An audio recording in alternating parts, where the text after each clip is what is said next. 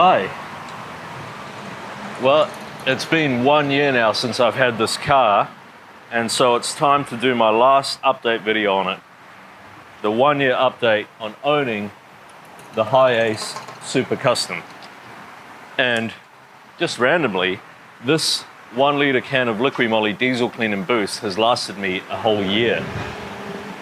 Well, actually more than a year, because I'm still using it and there's still some left in the tank. So come on over. So yes, it's been 1 year that I've had this car. And in this video, I'm going to tell you all of the great things about it and just my thoughts in general. Also, I keep calling it my car. Now there's a guy on YouTube who watches my videos. He goes by the name of Jungle Man. And Jungle Man, can you please stop watching my videos and commenting? He keeps commenting over and over in every video. It's a van, not a car. It's a van, not a car. Yes, I know that. If you want to be technical, it's actually a wagon, not a van. But here's the thing. If you're out with your friends and they say, hey, let's take my car, and say they have like a Camry or something, are you going to jump in and be like, it's a sedan, not a car? So look, I get what you mean, but this is my car. I know it's a van, but it's my car. So also, you actually commented that air compressors should only plug into a cigarette lighter port. That's not true. If you know anything about four-wheel driving, you know that the tiny flimsy little air compressors that you buy to plug into your cigarette lighter port won't pump up a big four-wheel drive tire, let alone four plus the boat and your friend's tires. If you use one of those, it would just overheat and die. And you can't plug in a four-wheel drive compressor into your cigarette lighter port because it draws too many amps and you'll just be blowing fuses over and over again. So, let's get started. So you all know by now that whenever I go to a park to film a video, there will be no one around and I will find the most secluded place in the park to park my car and get out and start making a video. And by now, you all should know that for some reason, no matter where I am, there will be some idiot that finds me and parks right fucking next to me and will get out and just observe me and watch what I'm doing. So today, to make this 1 year update video, I've come down the road to a nice, quiet, leafy street.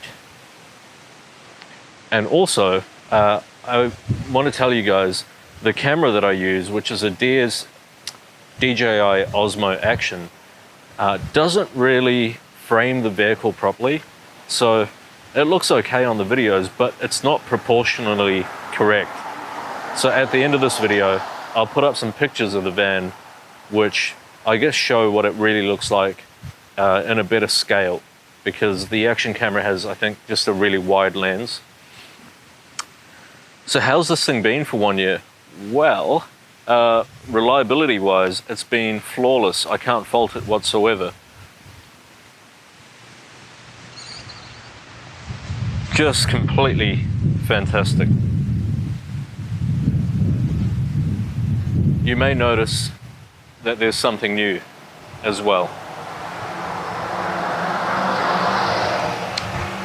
That is these Bridgestone Berg wheels, straight out of Japan. So when it comes to four-wheel drive wheels for 90s Japanese cars, it doesn't really get any better than these. I've known about these wheels for quite some time, and I've always heard of the Bridgestone Bergs. A lot of the imports in New Zealand came with these. I love that deep dish look that they have, that sort of polished aluminium lip, and then just the classic 5-spoke design.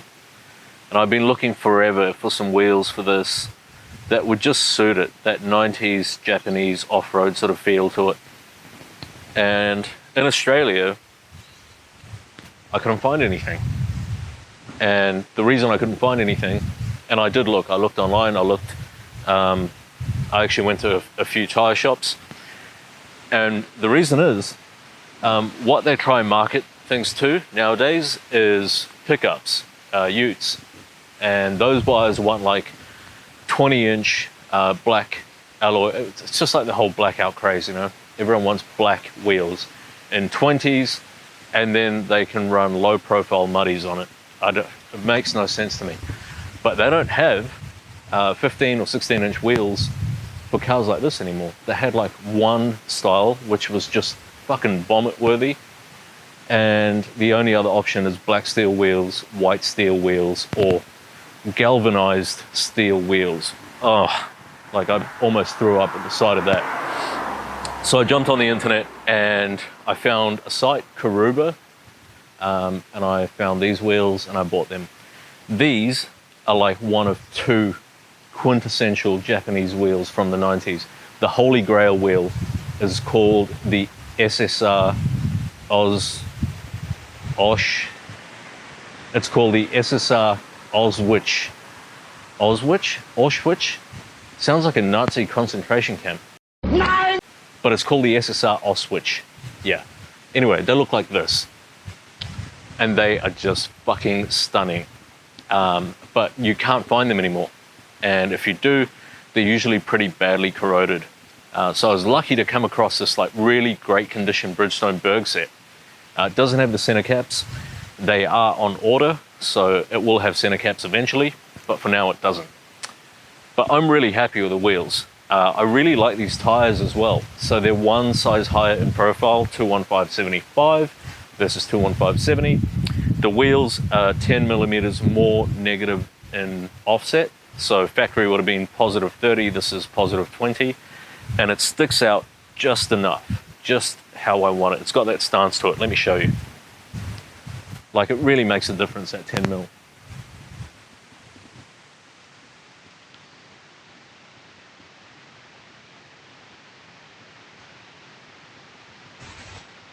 See that?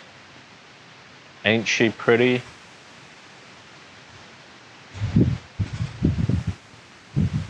So next up, what else did I talk about? Oh, the Towbar. So with the Towbar, I filmed this on the Vision update video. If you don't know, I call this car Vision, that's its name. The Vision update video, I had the Towbar installed where we put in a couple of bolts either side and then welded it on, plug welded, where the remaining bolts would have gone, but there wasn't a hole in the chassis rail. So what I've ended up doing, I wasn't really confident, and I knew that Lehman Mechanical, who did just a brilliant job putting it on, wasn't completely confident as well. And I didn't want to kill anyone. Well, I don't want to be liable for killing anyone. So I took it to a Towbar shop. So they've actually put in 3 extra bolts in through the chassis rail using crush tubes. So the Towbar is like really solidly on there now. That's not going anywhere, and it should have no issues whatsoever towing anything.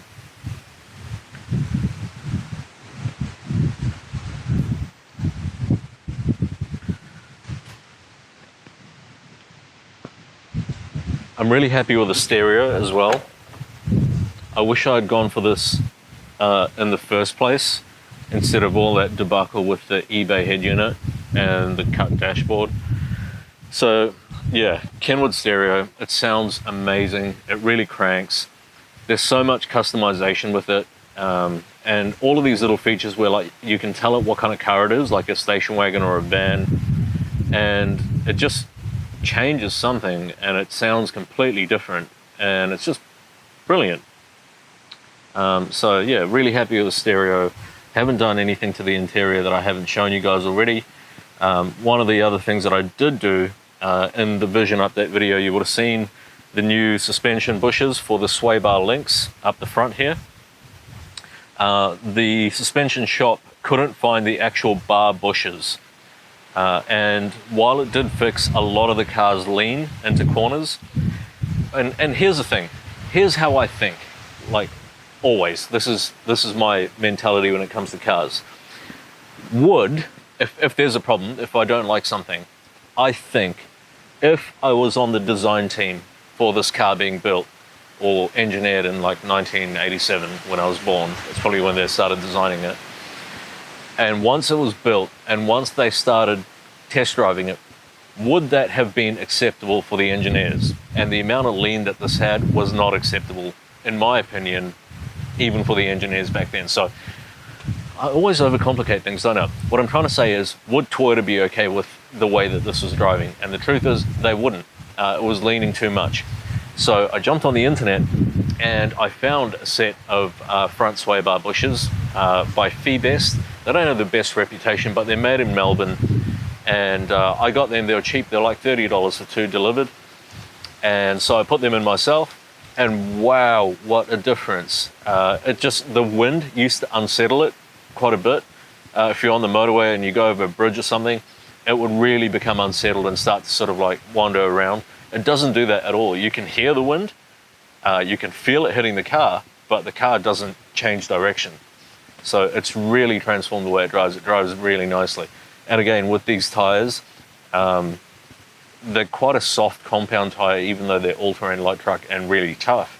But they soak up so much vibration. It just rides really nicely. I really love driving this car and sitting in it. That's the other thing.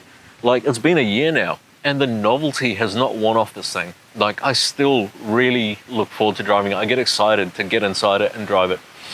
I think about driving it, and every time I park it somewhere, like, I don't know, every day there's a picture of this car on my phone. I guess that says everything, because I can't walk away without turning back to look at it. And when I do turn back to look at it, I'm like, well, I have to go, but I really want to stare at it longer, so I'll take a picture, and then I'll stare at that picture all day. So, I don't know. I've had a lot of different cars, but this is the one that kind of got me. It's weird, I know. So, what next on the Vision update video? Maintenance. So you guys came along for the ride when we had it serviced at Lehman Mechanical. That's about the only maintenance that it's had done since. When I bought it, I had the coolant flushed, the automatic transmission filter, and the ATF itself, the diff oil, the transfer case fluid. I did the fuel filter and the air filter. In the Vision update video, I bought the wrong air filter for it. This is me. You know, I wasn't going to let that be for long. It was driving me nuts.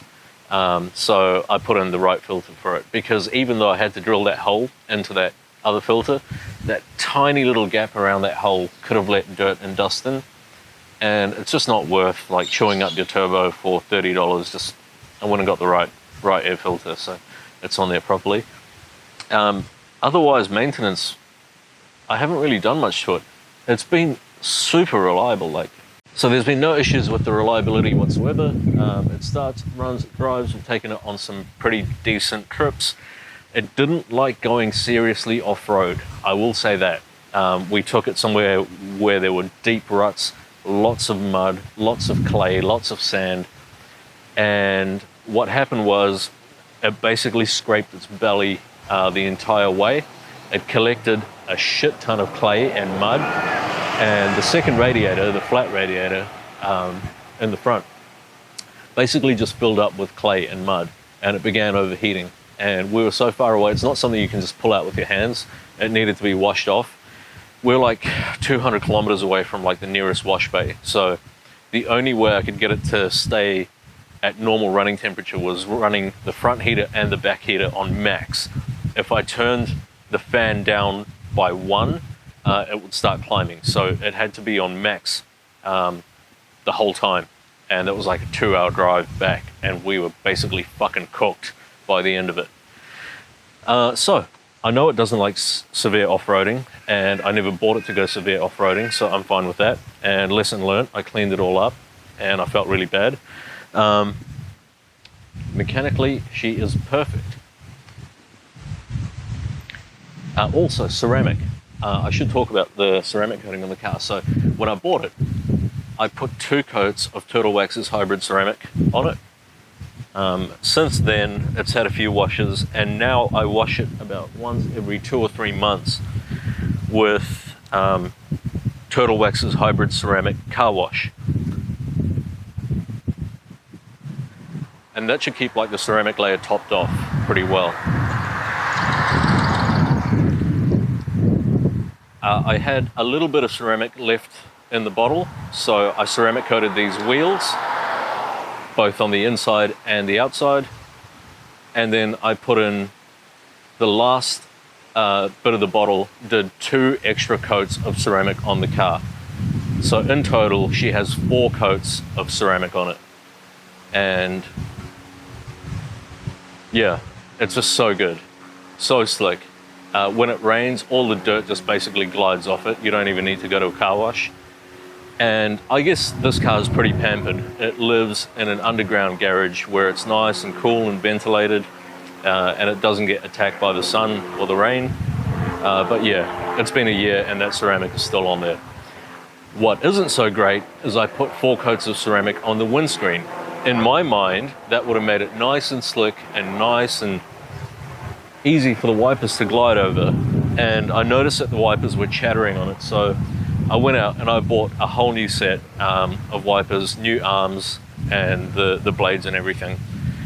And even the new ones were chattering. I'm glad I changed it because the old ones were ripped, but they still chatter across the windscreen. And I realized why, and that is because I've ceramic coated the windscreen. You would think that that would make it glide across, but it doesn't. It's the opposite. It makes it skip across. But yeah, you know what? The more I use it, then the ceramic will eventually wear off, and it's getting to that point. I've scrubbed the windscreen clean like 10 times with windscreen cleaner, and it's still got ceramic on it. So that will just wear away with time and get better as it ages, I guess.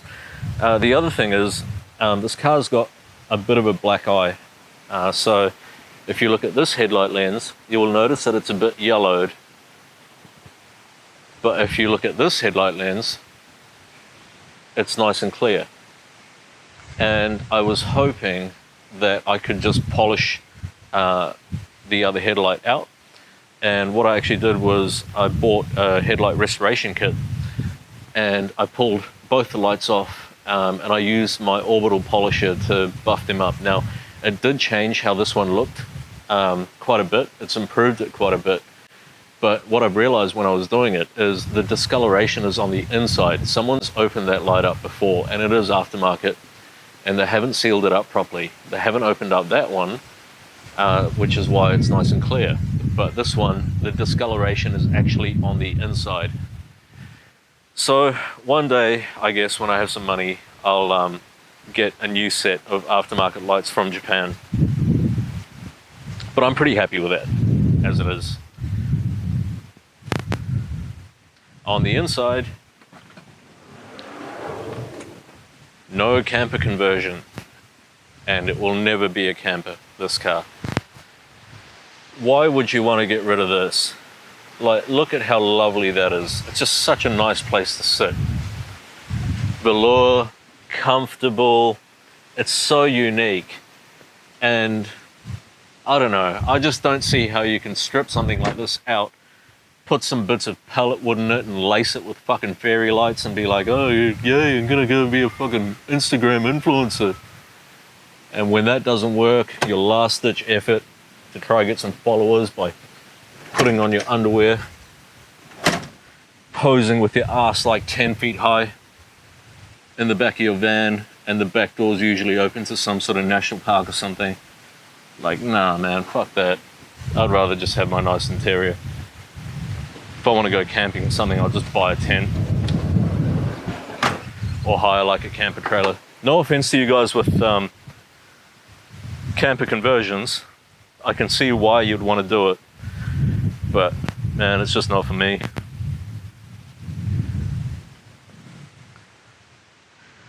I got things to do, so I'm just rushing through this video.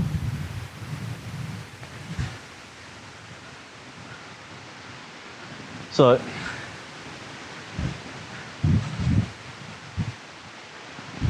the last thing I want to talk about is just how lucky I feel having this thing.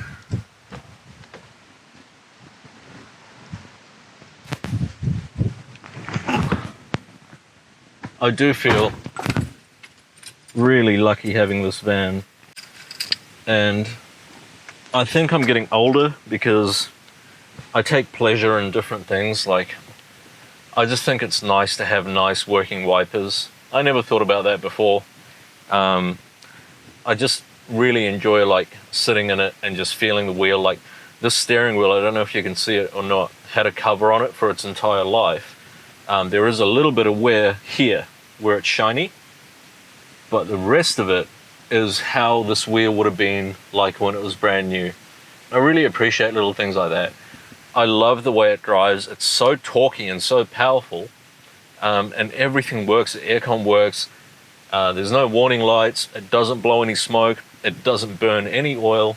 It doesn't. I wish it burned some oil because we put too much oil in it when we did the service, and well, I couldn't be fucked pulling it out. And I was hoping that it would burn some oil, but it doesn't. It doesn't burn like even a micron of oil. It doesn't use any coolant. Power steering fluid's nice and clear. Automatic transmission fluid's nice and clear. And I just feel so lucky in it, and I feel so lucky driving it. And I keep saying, like in my videos, like I'm so glad I went to Custom Coaster Conversions to buy it.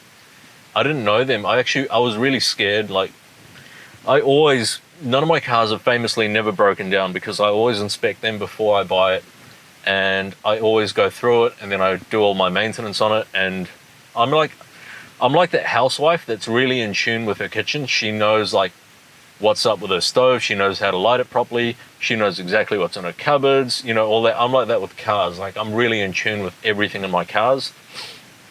And so like when I bought this, when I committed to it and I sent the like $1,000 deposit off to Hugo or the company, after that I was like, oh, okay, well, I can always get my money back, my deposit at least. But then due to COVID and stuff, I couldn't physically go and check out the car and say yes. So we took the plunge and we just paid the company via bank transfer. And we're like, well, that's pretty much all our money, so let's hope it's reliable. And then I started reading up on the internet and stuff, and people are having like massive issues with their HiAce Super Customs. Now I know about those issues more in depth because people email me like I'm some sort of car guru or something. I guess I know a little bit with like map sensors and this and that, and they can't find parts for it, and they can't get anyone to fix it, or they took it into the mechanic and the mechanic fucks it up. Because like to me 1996 wasn't that long ago, but that was like fucking ages ago. Nowadays, you know, mechanics, like most mechanical workshops and dealerships, they're all pretty young, right? And they're all pretty much used to working on things from 2000 onwards. And so you do need to know like a little bit of what to diagnose and what to look at. And these were high tech when they came out. These were like all electronic, this and that. And they still are pretty high tech, but just old school high tech. And so people have issues with their cars. And before I got mine, I was reading up and I was like, oh my God, like so many issues with it. So, this is going to be the one car for me that's going to be unreliable. And I knew I had to do some paint work. I knew I wanted to tidy up the underbody. There was like a tiny bit of rust on the underneath. And so I even bought paint and things like that. And then when it arrived, I looked at it and I was like, holy shit, it's like immaculate. And all the paint work was done and the underbody was done. And the guys at Custom Coaster Conversions, they don't tell you what they do to these things when they arrive before you get it. They don't send you a list with your car. They give you all the paperwork for your car, but they don't say, we've changed this, we've resprayed this, we've done this. It's just like, here's a nice car, enjoy it. And so when I got mine, I was reading up on the internet that the front ball joints can't be changed because they're part of the upper control arms. And those control arms are like $1,200. And I was like, well, shit, I hope like mine aren't worn out and I don't have to replace those. I had a look and they were brand fucking spanking new. So the team at Custom Coaster Conversions already did it for me.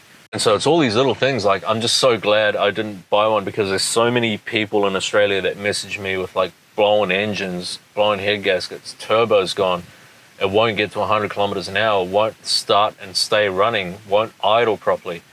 All these like little things, and it could be like a million different things. It's just like, you know, asking people on Facebook, what's wrong with my car? It stalls. You get one guy that says, jump on the fuel filter primer. One guy will say your ECU's fucked. The other one will say, check the vacuum hoses. and then somebody will say just change a battery. And like, it's hard for me to diagnose all of these things, so normally I go back and forth. It takes me like hours sometimes going back and forth with people, like emailing them like, can you check this fuse, can you pull this out? And sometimes I sit there and I'm like, why the fuck am I doing this? Like, why am I investing so much of my time to help random strangers with their cars? And this is the thing that pisses me off the most. When it's fixed, 9 out of 10 times they will never reply saying thanks. They'll say, okay, yeah, it's working, but they'll never say, hey, thank you so much for the frickin' 8 hours over the last week that you've invested into helping me fix my van. Anyway, I'm yapping on as I normally do. But yeah, I just feel so grateful and so happy that I've got such a nice car that I enjoy driving so much, that the novelty hasn't worn off on me yet. And so what's next for this? Well, I'm pretty happy. I'm happy with the wheels. I'm happy with the tires-ish. I know I keep saying that vision is done, but I've been watching a few of the Van Life Northwest videos, and that guy always lifts the super customs that he sells, and fuck, they look good with the lift, don't they? It just gives it that like sort of kind of like space cruiser stance. I don't know what a space cruiser looks like, but that's how I define it. And so when the tires are when these tires are worn out and it's time to replace them, I'm gonna get a lift on this, and then I'll go for like 235, 75s or bigger, whatever I can fit, just to give it that chonky ass space cruiser look. And that is not the end of the video. After I get it lifted, one of the next things that I want to do is a stage 3 tow mod, which is something I've come up with on my own. When I have a garage and a workshop, I can actually show you guys stuff working on cars. I don't have a garage, so I can't film anything. I do want to. There's so many things that I want to film, but I just can't because I don't have the space. But my stage 3 tow kit for this would be to remove the turbo, get it high flowed, put it back on, fit a custom front mount air-to-air intercooler, and then what was the last thing? Oh, upgrade the brakes. So grilled and slotted front rotors with heavy duty brake pads. That would be my stage 3 tow kit, because ultimately I do want to reinforce the tow bar, do that tow mod, and then get it engineered to pull like 2.5 ton, which shouldn't be too hard for it. So anywho, that is my update on this car. In short, it's reliable, it runs well, it drives well, I love it. You can't buy it, it's not for sale, and yeah, keep in touch. See ya. She loves the fact that I just let her know. We getting crazy in a different role. We getting crazy in a different role. Getting crazy in a different role. We getting crazy in a different role.